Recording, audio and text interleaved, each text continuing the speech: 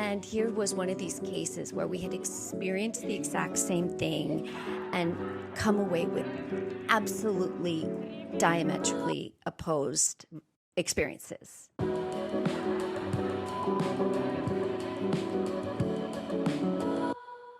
Welcome back to the Post Definitions podcast with your host, Freddie Lancha, and special guest, Jodie Kammerer from the Design Twins.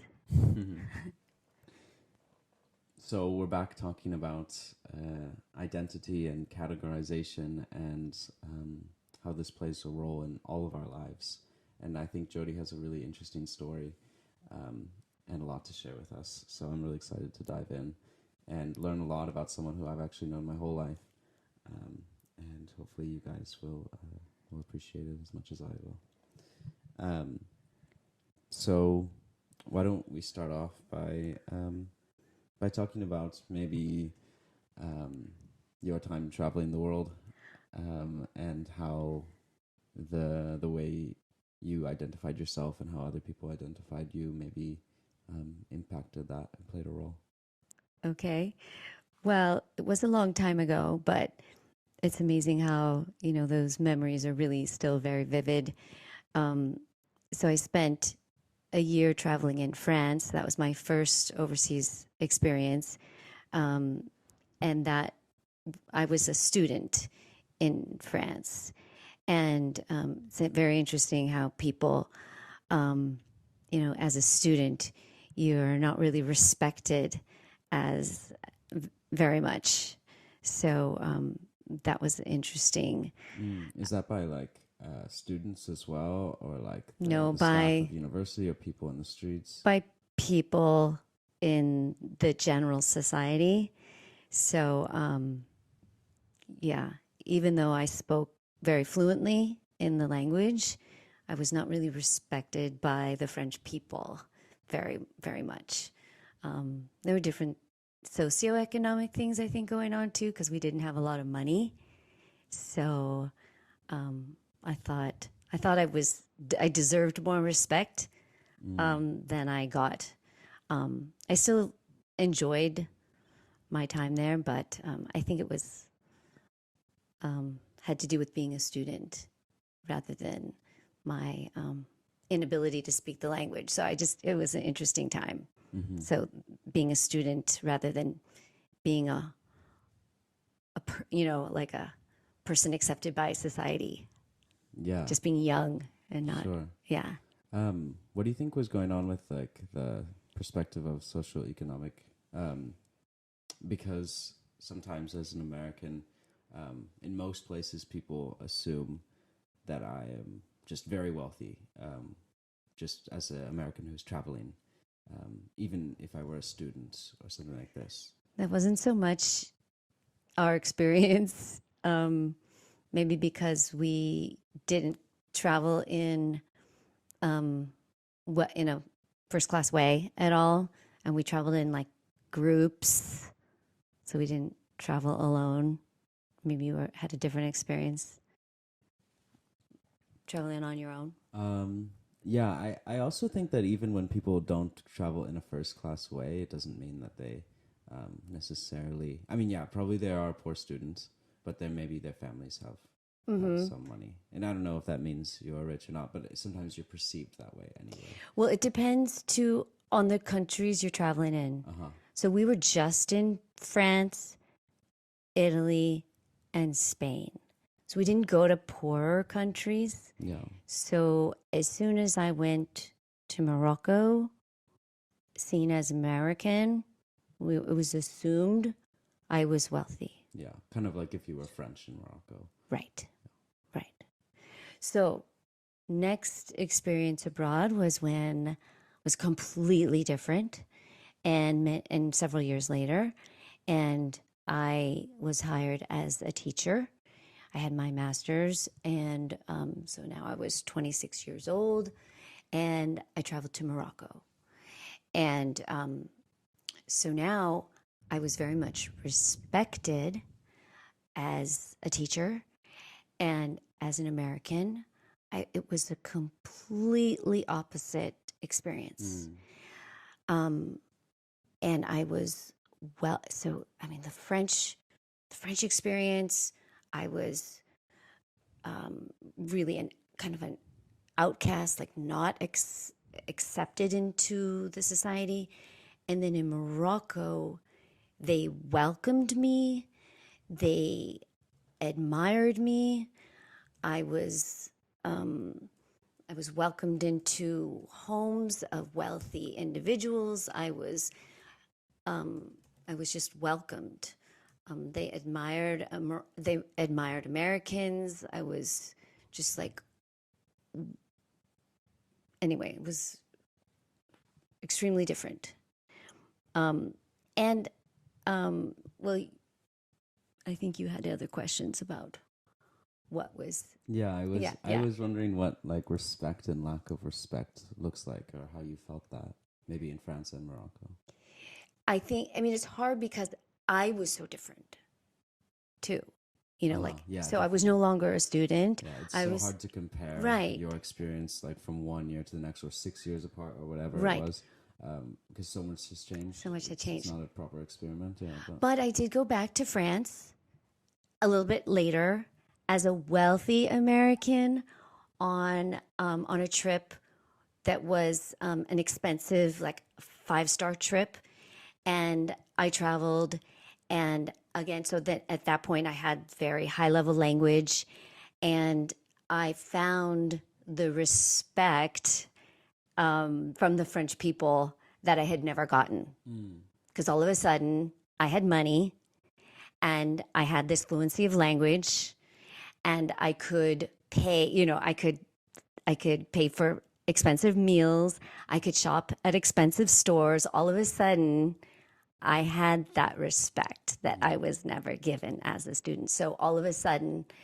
the French people were treating me with respect. did that ever make you angry or annoyed about like just this kind of hollowness of where they gather their sense of like who they choose Yeah, to respect? I still had that resentment from when I was a student, you know, Mm. because I still remembered those times when I had gone into the shops with money to spend, you know, and I was so proud of what I had accomplished with the language, and I had admired their culture so much. I had loved them so much, and they didn't see the love that I Yeah. had for them. Oh, it's really interesting, because sometimes having like really high expectations for a place, Yeah, it can like lead to you yeah, obviously being like devastated when it's yeah, like you see the reality of it. yeah, But also sometimes if you come in with like huge expectations, you carry that energy with you, and you like people are like, "Wow, you yeah, really love us," and then you actually have that experience or something like yeah. this, or you create it through like that confirmation bias or just the energy Right. you're putting out. Well, I did also have good experiences in France, so it wasn't all bad. Um, and and I did have moments. So there were just a few, where it was this the elitist of French culture is there. It exists. But there are also wonderful French people. Mm-hmm. And so I also had this experience I was going to share with you where I was traveling with my boyfriend and he didn't speak any French. And so we were together and I'd be translating for him. And there was this moment this story where I'll explain. We were in a bar and there was a situation we both experienced, and he took away from it. I think it was with a waiter or a bartender, I can't remember which. And he took away from it that it was a very rude exchange. Mm. And it was a complete misunderstanding of what had happened simply because he was just trying to understand like the gestures. And I said, "Oh, no." I tried to explain how he had misinterpreted it because I really did understand the words and he couldn't understand. And I had completely, I had understood exactly what he was saying and and so it was a comedy of errors. And I could see how he misinterpreted it. And so I tried to remedy, but it was fabulous because I could see how Americans at every turn were misreading, you know, really cultural differences and cues where it happens all the time where French and Americans on the surface, we're both Western cultures. We think that we understand each other. We think that we should understand each other when really there might be subtleties, but really we're so different. And here was one of these cases where we had experienced the exact same thing and come away with absolutely diametrically opposed experiences.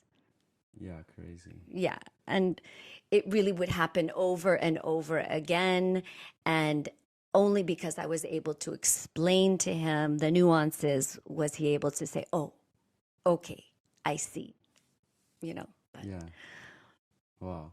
Do you think that happens like more in a place where you think yeah, the cultures are similar, like you said, like absolutely. more than in Morocco? Yes. Yes. Like, and so much between Americans and French. And I've studied, there are books and books that have been written about the differences between the French and American cultures because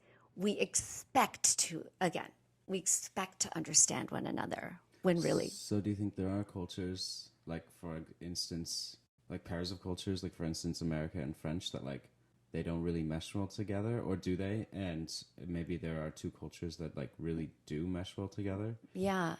Yeah. Well, I think, I think Americans and Moroccans, in spite of the Muslim, the obvious religious differences, I think that the American and Moroccan esprit, their their energy and um, their the way their outlook on life tends to connect well.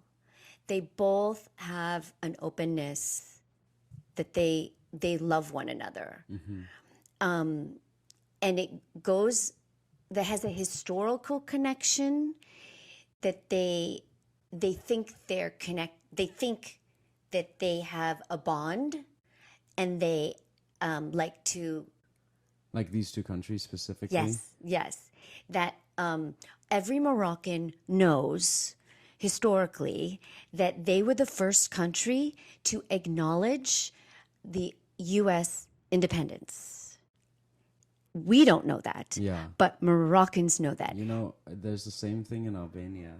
They're like America did some things to help at the end of their dictatorship.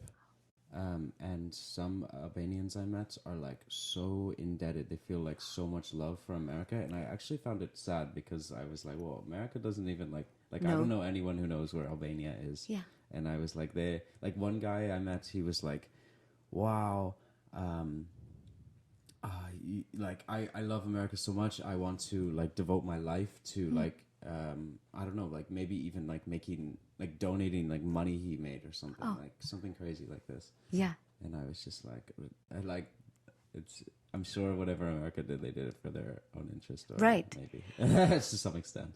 Right. Well, that's Moroccans have this love affair with America because they think there's something that bonds them historically. And so, but they also have this open mindedness. You wouldn't think that a Muslim country, but for a Muslim country, they're not technically a Muslim state. They are open minded. They allow the worship of monotheistic religions is as long as you have they allow churches and synagogues. You just can't. Yeah, so that's technically not a Muslim state, and so in theory, it is a fairly open society, and they are extremely open minded. They love meeting people of all different ideas and every, even though, for like women, there is it is different. It is on the surface, it is different, but cafes are very filled with open ideas and politics and all kinds of discussion of ideas. So it is quite an open place Yeah, of ideas. yeah, and you get included in those conversations as a woman, and do you see other women like mingling with the men in this way? Well, probably in the universities, not so much. It depends. I didn't see that so much in cafes in Fez, but that was just because Fez is a traditional city. Why don't you say what year you were there? I was there in 1992. Okay, Yeah, a cool. long time ago, before cell phones and before the internet. So Would be amazing to go back. I have been back Okay. since cell phones, which changed the landscape, because when I went, there weren't telephone lines mostly.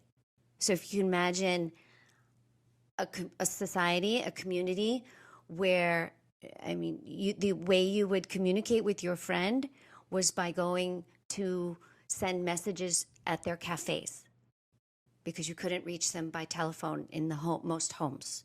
Yeah. So you can imagine when cell phones happened, you could actually reach people. They got installed before telephone lines. I was going to tell you a story too, Okay. a pretty significant story, back to the point that you wanted to talk about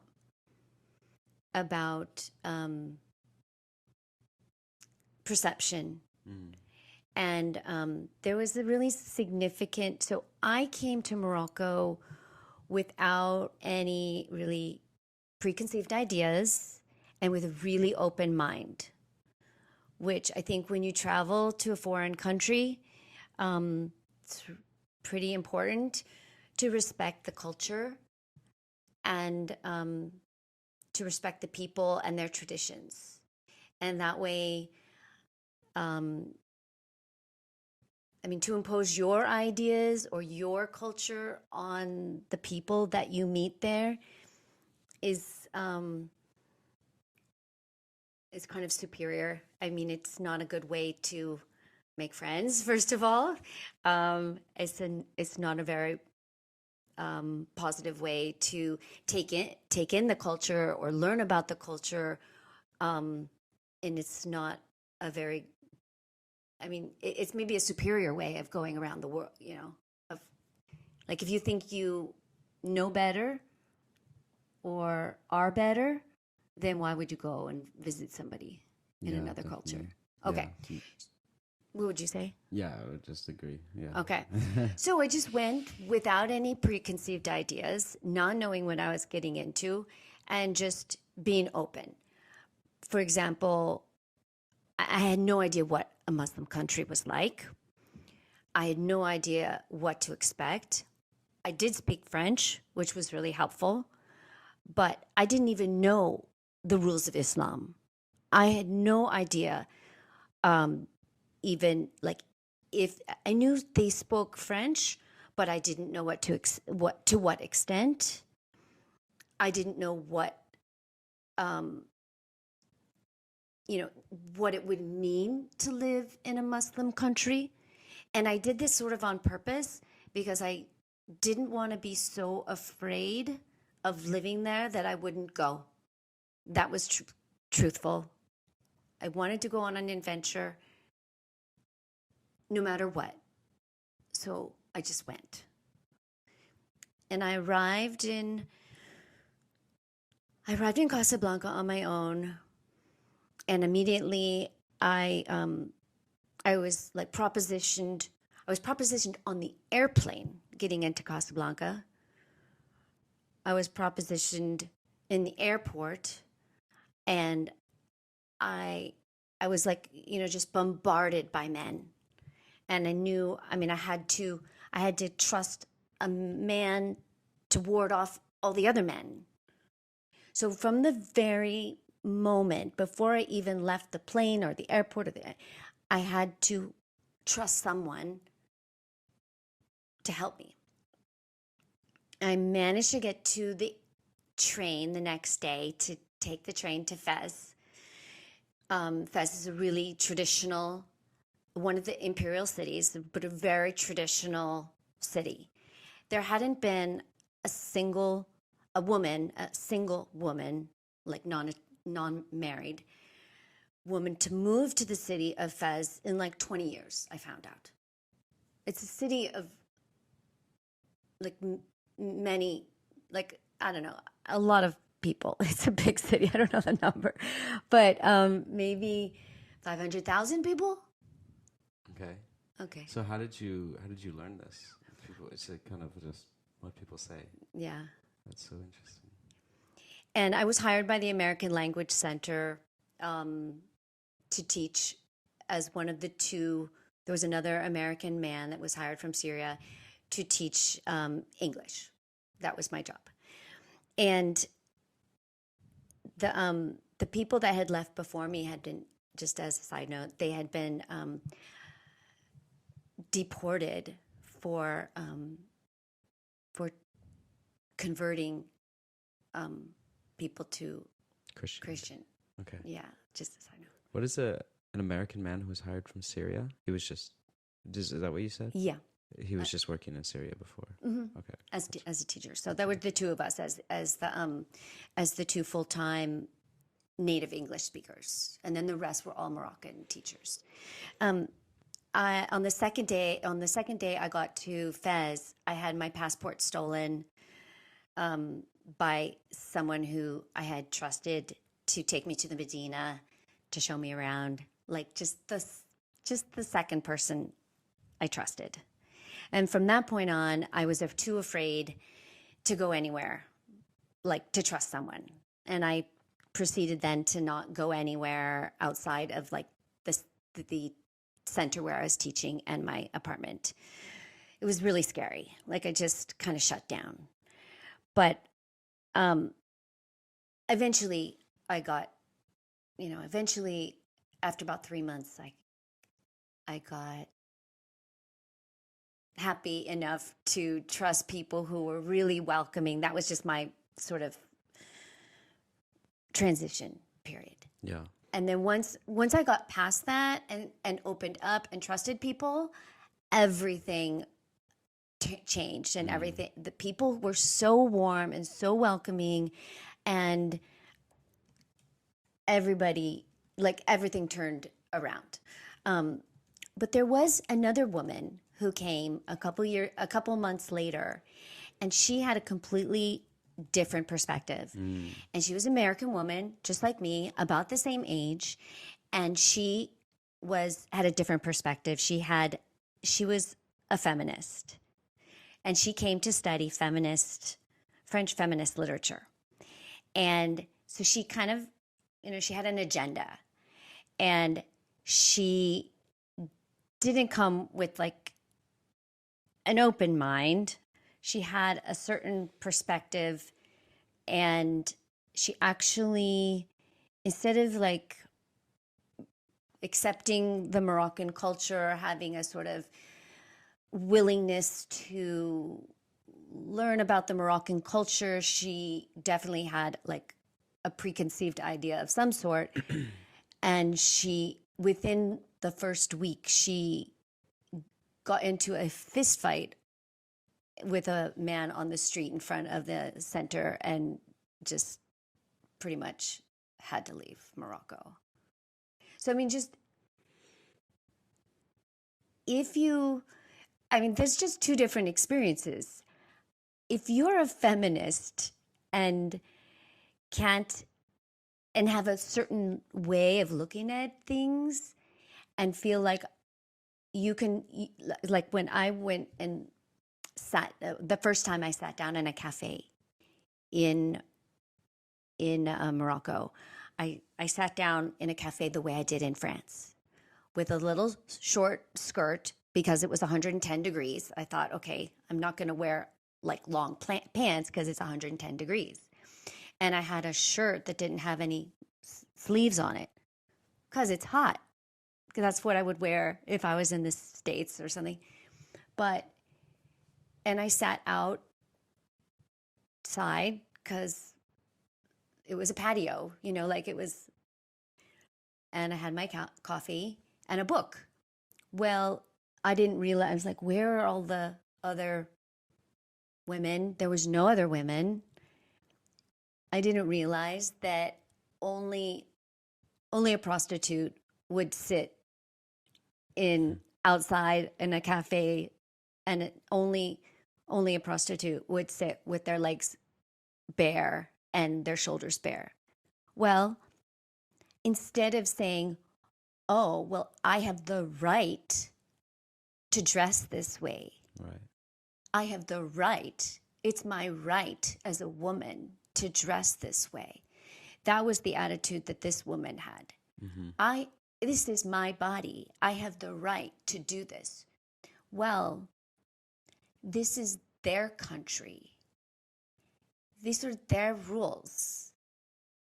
If you want to be perceived this way, it's their right to perceive you this way. You see what I mean? Like, yeah, or maybe the question of rights is like can be hard to say, but at least like you're not going to change everyone's perspective so quickly, so you have to expect that. Yeah. And you have to, I mean, the same way that we look into history and we don't, I mean, some people do, but it's not so productive to judge every single person who was racist and sexist in another time, because almost everyone was to some extent. It was part of their culture and they didn't really know what that was. And if you can't get past that, you can't learn from what they had to say. And then other people, came along and they taught us about feminism and I guess anti-Semitism. I don't actually know what that means.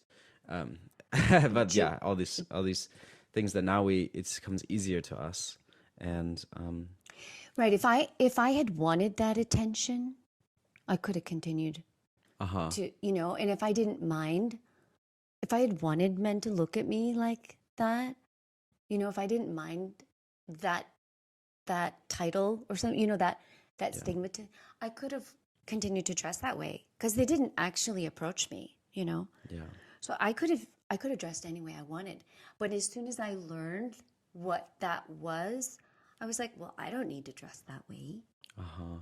So I could have dressed any way I wanted, but I didn't need, I chose to dress in a way that would be respectful because I chose that. Yeah. I didn't need to make a statement, and I chose to respect the culture because I wanted to do that. But this, it's everybody's choice. Yeah. But I really thought, I'm in their country. I care more about being respectful. I mean, it's their country. Yeah. I mean, I can definitely imagine some listeners thinking something like, I don't know, maybe pushing back against you a little bit in terms of like, yes, but it's also your right to do, to like you shouldn't have to, I don't know, like it's not their right to, I don't know, perceive you in some way or something like this. But I would say that it's just like even in our culture, we have this, like you can't walk outside naked and be, no matter who you are, and expect people to treat you like in, I don't know, the way you want to be treated. I mean, it's not like necessarily a good thing, but it's you have to realize it's part of your society as well. And you are playing along as well. Yeah. I think if I was just a traveler passing through, that would be one thing. But this was my new home. Yeah. And I was a teacher there.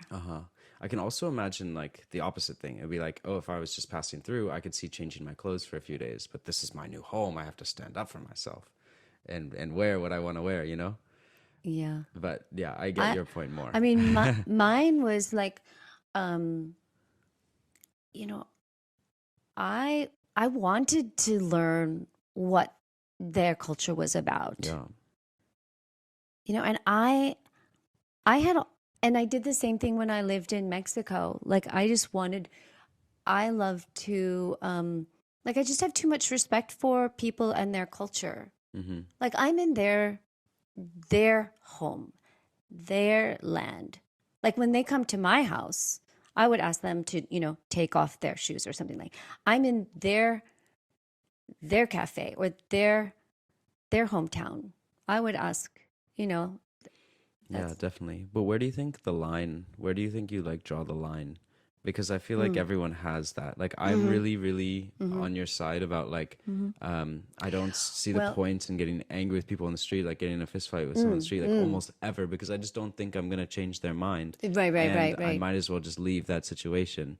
And so on. And it gives me True. some parallels with like Albania a lot. It's a Muslim Uh, country, and they have like pretty much segregated cafes for men and women, right, just self-segregated. Like the men right. choose to go to this kind of cafe, and the women Yeah, choose to go to a different kind of cafe. And I think yeah, in the past, women didn't even have their own kind of cafe. These right, are all the modern ones. right.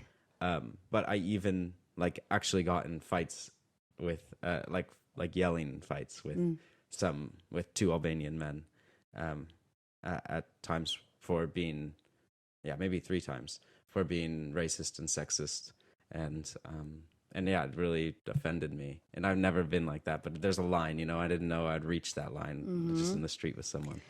Well, the one thing to understand about Islam is that they feel that, and it's different than Christianity, is that they feel that the individual is is affected by the sins of the community. Mm-hmm.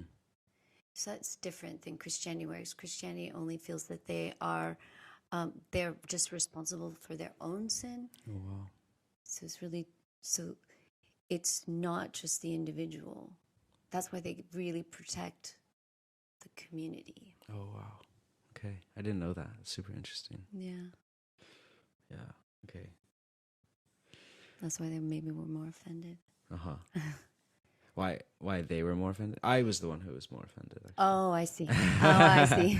Oh, um, okay. but yeah, I don't know. I can jump to another question, Sure. or maybe you have No. more to add.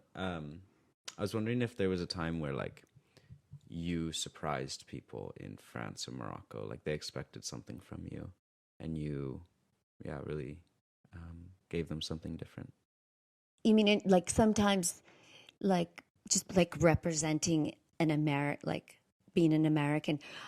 Um Definitely people had expectations of like of who an American is and what an American is, and then often when I was traveling, um, I was not thought of to be an American because Americans don't have language skills Mm-hmm. usually.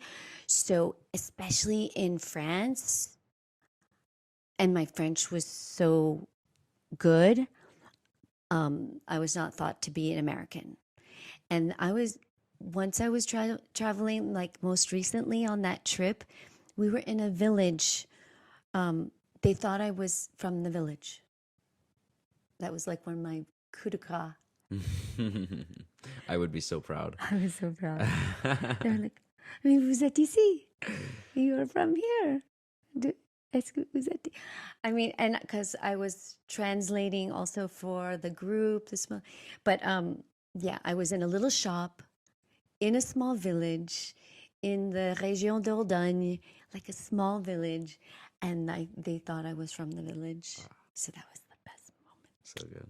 But I mean, I wasn't a typical American. Also, I would sometimes just like, I would just be like so embarrassed for American politics.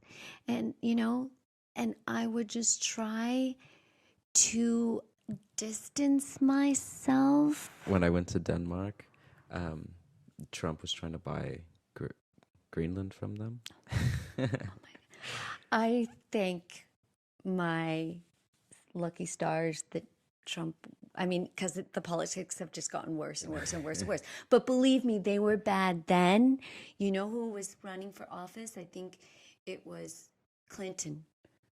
And they were actually like rooting for Clinton. Like Moroccans are crazy about American politics. So there was an election going on when I'm 92, I think, and they were all about the politics, and I was like, really, do we have to go there?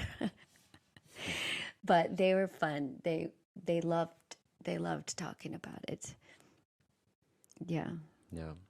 I think in my experience, when traveling, not identifying too closely with your country and stuff like this, it can be just fun to play around with, yeah, I'm from that place and this is me and whatever, and then like people guessing where you're from and all that stuff is always just entertaining, um, and yeah, I always like it. I think it's I interesting to see where people guess and uh-huh.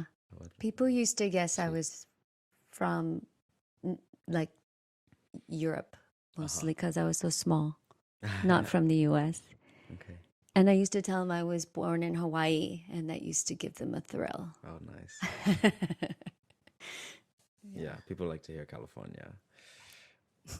Oh, With Hollywood. Hollywood? That's like the older people.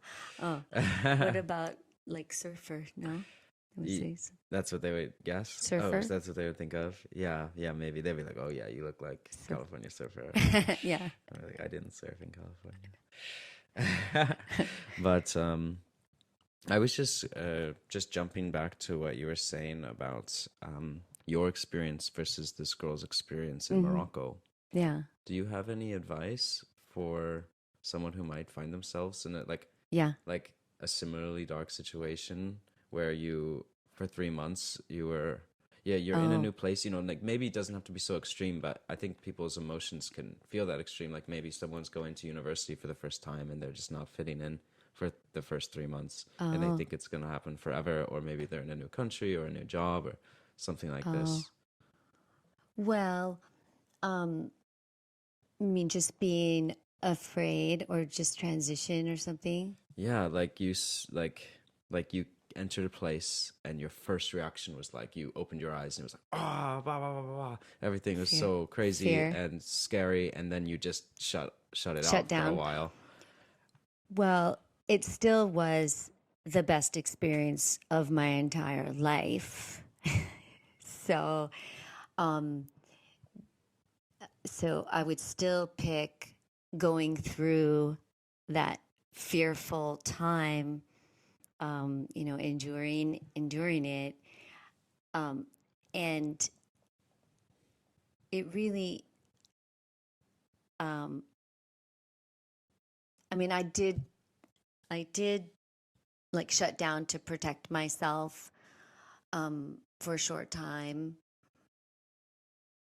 But I mean, the decision to to trust people, um, Even when it hadn't worked at first.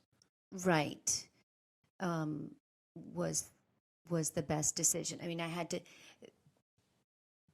the my choices. I realized my choices were to go back home. I could have given up and gone back home at any point, but I would have given up on my adventure. But then I would have lost out on so much. I mean, there was so much to learn, and I just I just would advise, like, when you're faced with fear, like, it's really, my life wasn't so much in danger at any point. There were just, everything was new and scary. But, walking through fear sometimes is when you're going to grow the most. Looking back on it, I was really just like a child. And I have written a lot about that whole time, but it really was the most exciting time of my whole life. Like I was just like a child of about 5 years old, and every sense, like what I was smelling and seeing and tasting and hearing, every single sense was like new, and I couldn't interpret anything. So I was blind and deaf. Like I couldn't understand the language, the Arabic and the sounds of the mezzanine. Like it was like I had landed on a new planet, and the only thing I could see was the moon. That night in Casablanca, I looked up and I saw the moon, and that was the only thing that told me I was still on the same planet, and it was soothing and calming, but everything else was new. It was just so beautiful. I never have forgotten it. Yeah, what an amazing experience, and where you painted the picture. Um, I think that, yeah, we really dove into a lot, and we should probably wrap it up. Okay. Thank you so much, Jodie. You're so welcome. It was so awesome. Thanks for having me. And thank you to the listeners, and I hope you enjoyed, and see you next time, Post Definitions Podcast.